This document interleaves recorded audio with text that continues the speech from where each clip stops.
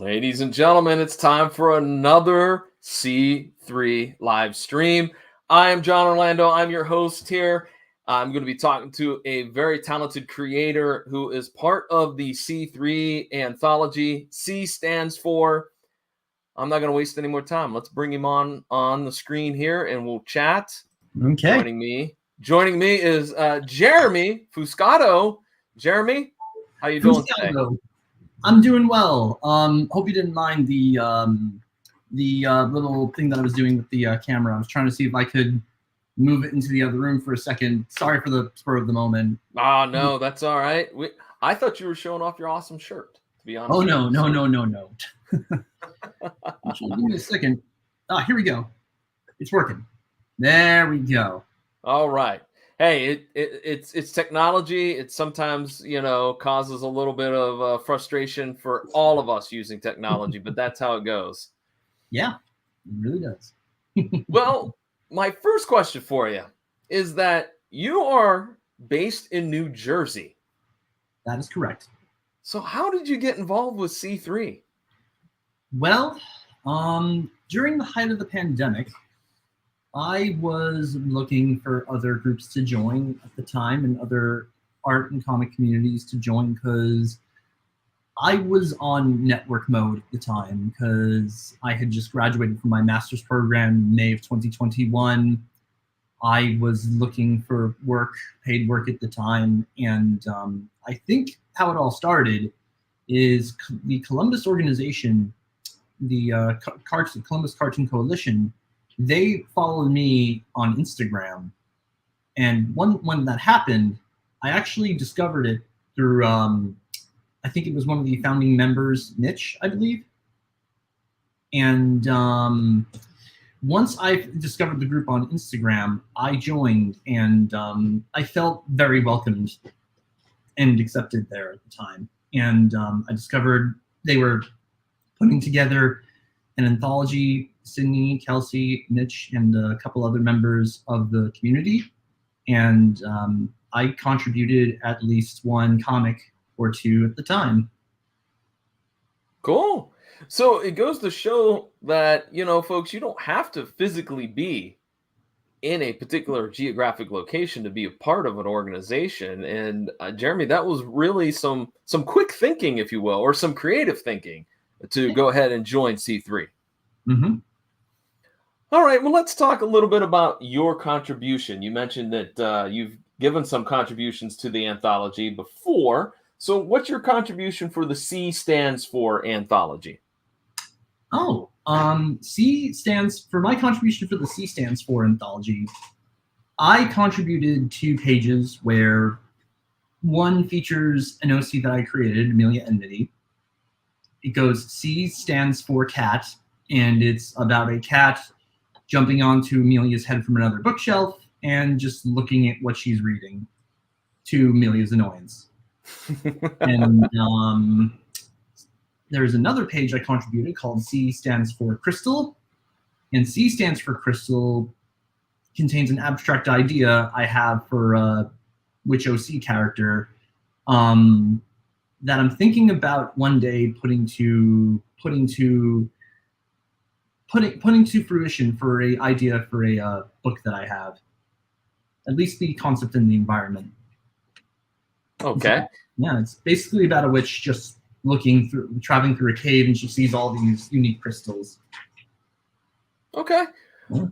You mentioned Amelia. Now, Amelia is part of your comic, correct? That you have created. In fact, the one issue that I kind of thumbed through and whatnot was Amelia's Trick or Treat.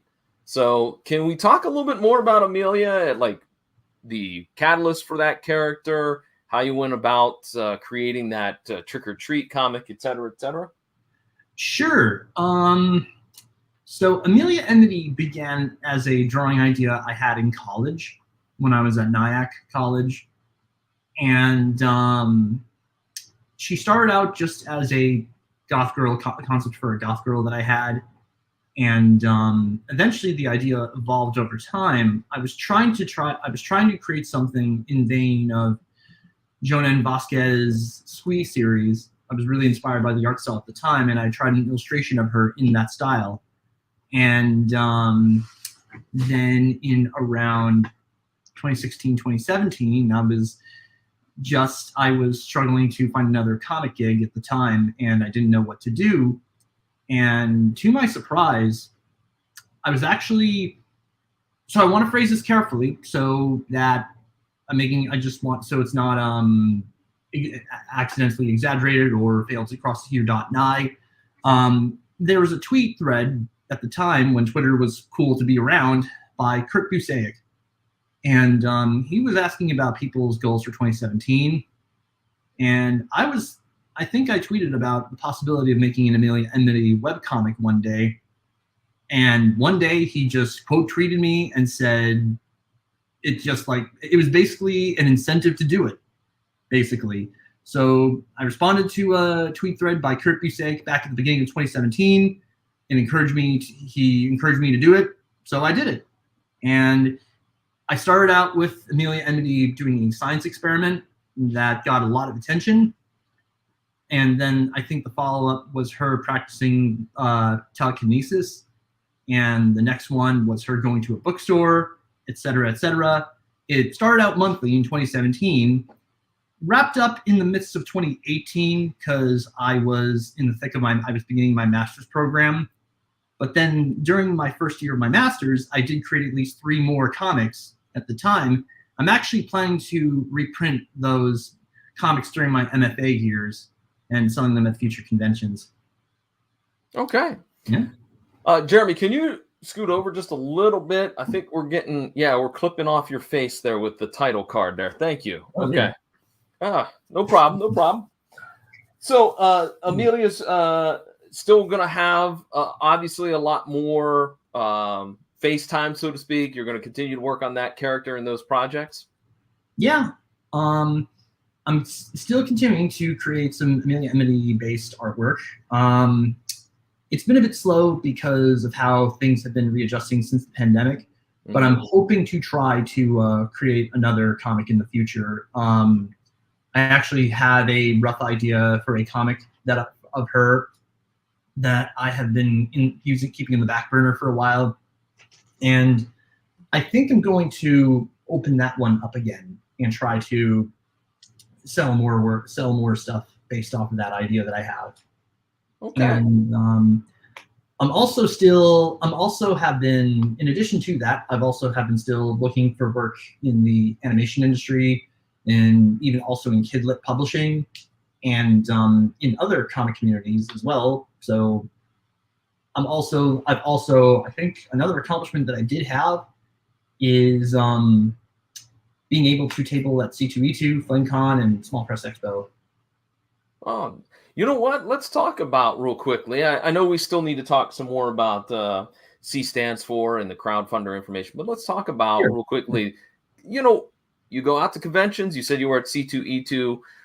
What's some of the things that make a great convention from your point of view as being somebody that is there, that is, showcasing your material, your projects? What's some of those things that has to happen, I guess you could say, for you to say, that was a success? I think it's a myriad or combination of factors. I don't like to suggest that it's one factor or the other, or that it's my experience or not. I think everybody's experience is different, and each one is subjective. I think for the first level of success, that event went well, is that you're on good terms with everybody that you're tabling your neighbors with. And the second success is that you made enough money to both break even and make a net profit at your table event and make enough sales. And thirdly, I think it also involves making a positive impact on the community. One example that I can think of is back in 2023, last year at Small Press Expo. I think I was in some way a participant in a bingo program for Small Press Expo, that they used the cover to one of my Amelia Emily comics as like a bingo scavenger hunt type thing. And that was really nice. I was really flattered to be part of that moment in Small Press Expo history. You know what? Those first two, I hear a lot of creators say that, but I don't know that last one, Jeremy. I don't know if I've ever heard anybody mention doing something for the good of the community. Yeah, I think it's always about making sure you're being a good role model. You're respecting everybody's personal points of view. You're sharing your own point of view at the table when it comes to sharing the artwork in your voice and vision, and just trying to help cultivate a safe and positive environment around you. Okay. Well, let's go back and talk some more about C stands for. You know, you talked about your contribution, and I guess you may have already kind of touched base on this, but why did you decide to submit some stuff to the C3 anthology? For this year or for the previous years? For this year. Okay. For this year, I liked what they were trying to do, what the this year's themes anthology was trying to do. I think the reason why I submitted is because it gave me a reason to try and create some Amelia and Minnie comics again, and it also gave me a reason to try to experiment with another world and another genre as well. And I think what I really like about it is that this year's theme, it has a do-it-yourself type of theme to it, where you can think of any word that starts with the letter C, as long as it gets approval by the editors. That's the most important thing. And I really do like the creativity the artists and writers are given when coming up with different pages for the anthology's theme. Okay. So give me your best sales pitch. Why should somebody that's watching or listening to this, why should they get a copy of C stands for? Good question. I think the reason why people should consider getting a copy of C stands for is because it's not just because of my involvement, it's because of everybody else's involvement. It's because of leadership of Sydney and the other editors who have helped put this anthology together.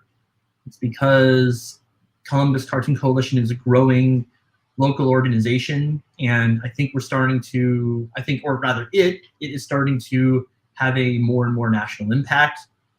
More and more people are coming to the venue, coming to visit the organization, being represented at different venues, at different events, and it's a small but steady growing community.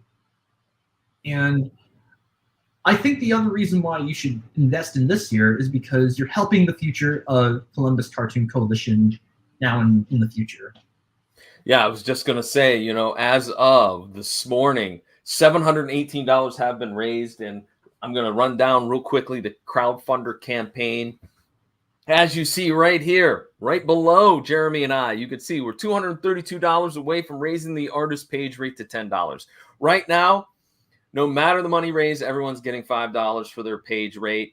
If we get to that 950, which we will, everyone gets $10. Hopefully within a couple of days of that, $1,550 raised, everybody gets $15. And let's shoot for it, folks.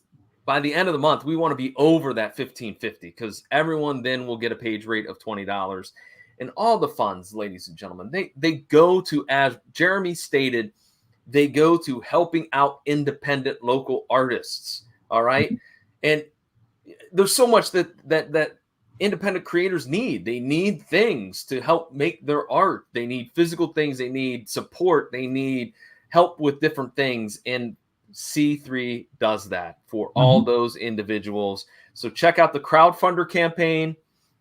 As you can see, it's scrolling down below, tinyurl.com/ I can't keep up with it, but but it's right there, right below Jeremy and I. Jot it down. C stands for crowdfunder is live and is at tinyurl.com/ C stands for. See, I knew I would be able to get it eventually, but With that, let's jump back into talking a little bit about you, Jeremy. Okay. When did you realize that you really, really, really wanted to be an artist? I think when I wanted to first become an artist, I think it was during my formative years in elementary school. I had taken a few art classes at the time, and I basically I took an art class about how to become an artist or animator. It was at Bergen Community College, and we were basically tasked with creating art and stick figures and drawings of our own.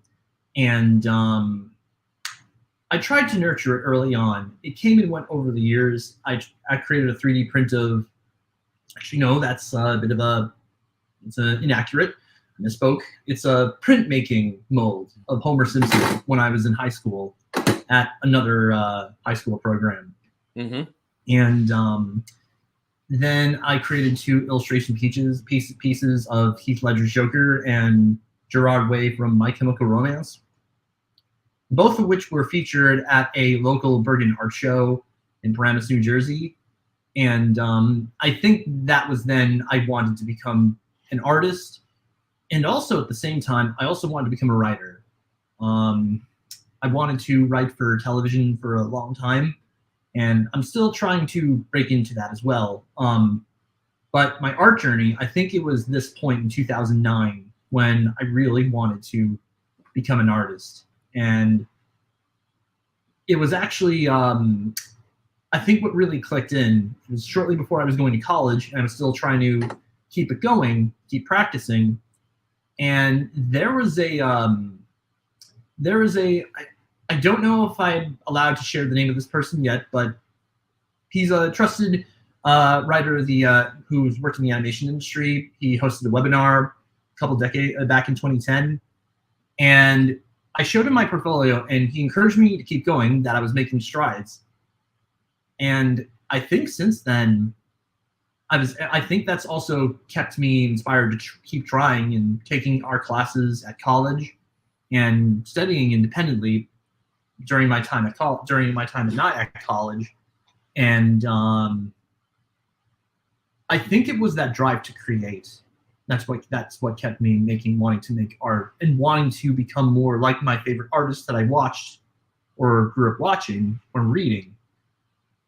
Who were some of those folks that you grew up watching and reading? That's a good question. When I was in high school, I became accustomed to the work of Mike Mignola through the Hellboy series. I also was a huge fan of Jim Davis and Charles Schulz of Garfield and Peanuts fame.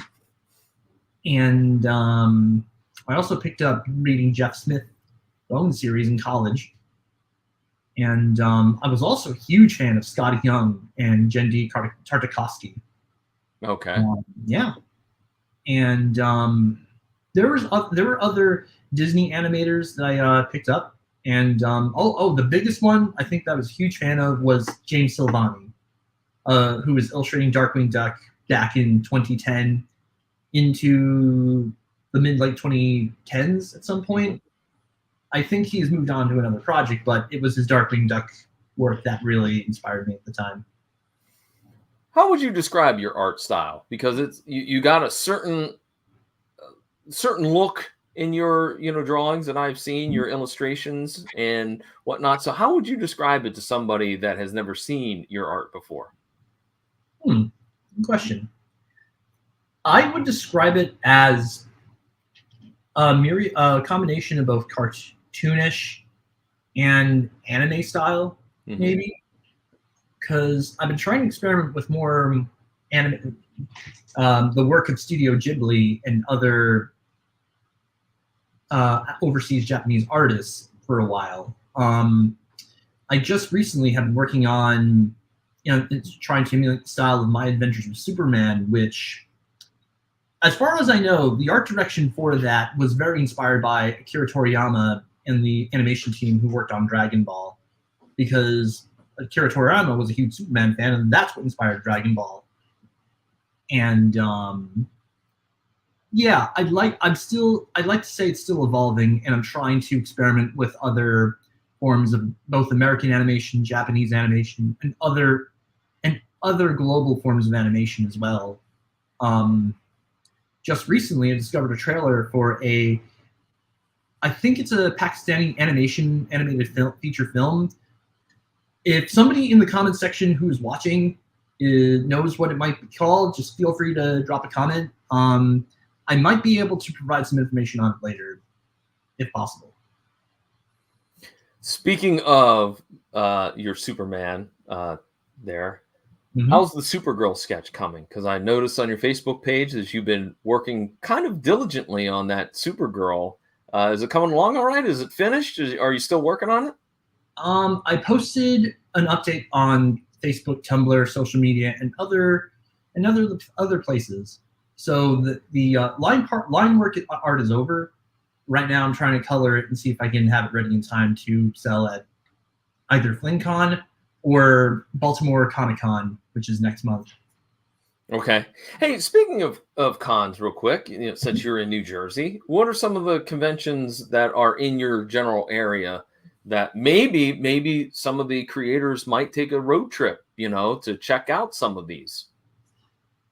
Well, in New Jersey, there was a convention in Secaucus called East Coast Comic Con that I did table at back in 2019, and there was supposed to be another one in 2020, but it ended up being canceled due to the pandemic, and I haven't seen any updates since then.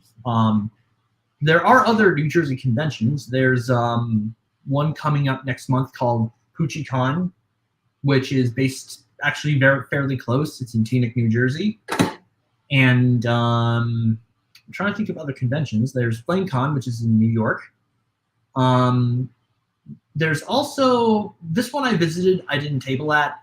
It's Bix. It's Brooklyn. It's like a mini comic convention in Brooklyn. I think it's called Bix. And there was also another event that I actually got to visit earlier this year in New Jersey, in Jersey City.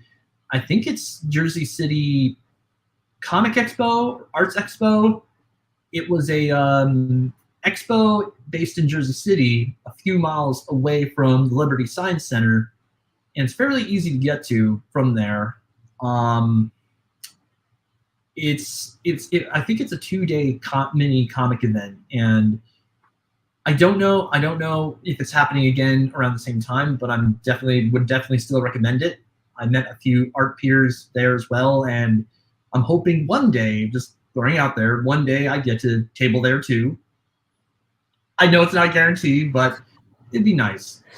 Well, I mentioned that because I've had conversations with some other indie creators that there's a theory that if you go to the same convention year after year after year, you might run the risk of becoming stale unless you constantly have something new to present to your audience. And I've had a couple of creators say that I try to kind of every couple of years switch it up and go to different ones, whether it would be one in New Jersey or one in Indiana or one in Kentucky or whatnot, to try to just see what the other conventions are like and see what the audience is for those. So that's a good question. I definitely agree that when you're tabling at these events, you have to bring new work. Otherwise, you do run the risk of growing stale. Some of the new work that I'm bringing to involves prints that I haven't sold before, art portraits that I've been trying to sell for the past couple of months, and Drawtober sketchbooks that I just had published between the end of 2023 and earlier in 2024. And I definitely think it's always about having variety. You don't just want to go to the same convention year after year. It's good that if you're invited enough times to come back, that's a good thing. But it's always important to always consider going to other conventions and venues where you might sell for the first time, places that are safe, places like say if you were invited back to C2E2 3 years later, you should definitely consider it and make sure that you have the budget to plan for the trip accordingly. and making sure that you have enough to make back in the long run for not just your table, but for other expenses. Mm-hmm. A quick example, this more relates to the animation industry, but I remember reading an interview with Tad Stones when he used to work at Disney during the 90s. He was always talking about trying to make sure he sustained the budget for a lot of his animation production, television animated productions, so that he could make enough money back, that he had enough to pay the staff, that he had enough to be paid, and that it was enough for a greater return investment. Yeah. All right. Well, let's ask a couple more questions. I'm going to do that here, and then we're going to get to running down the crowdfunder campaign info again. But real quickly, who are some of your favorite superheroes, Jeremy? Good question. I'd have to go with, to start with, Steve Rogers, Captain America. Okay. And other favorite superheroes. I also love Peter Parker, Spider-Man. And I think other new heroes that I'm starting to grow accustomed to is Spider-Gwen and Miles Morales. And Superman's another one. Also a huge fan of Batman. And even though she's not a superhero, she's more of an anti-hero. I got to go with Harley Quinn. Okay. And other favorite heroes, just quickly thinking. Darkwing Duck, he was one of my favorites growing up. Then, of course, there was running the list. I mean, I almost want to say Inspector Gadget, but he was not a superhero. He was just a cop who had gadgetry. All right, Jeremy, real quickly before we run down your social media where folks can find you and whatnot, I just want to remind folks what we're doing here. We're talking about the C stands for Anthology. It is a crowdfunding campaign. It is on Crowdfunder. And again, right now, no matter how much money is raised, everyone is getting themselves $5. And then if we get to that $950, which we will, as you see right here, we are $232 away from getting to the page rate of $10. If we get to $1,550, then everyone is going to get a page rate of $15. And by the end of the month, no doubt, we're going to be way over that $1,550, and everyone's going to get $20 for their page rate. All the money goes to local artists. Quick question, John, if it's yes. all right. Someone in the comment section is saying for me to do the C3 hand sign. I do apologize for not knowing it, so maybe this is actually a good opportunity. I think, yeah, it's that. There we go. Like that? I think you have to switch your left hand around. So like there you go. All right, there you go.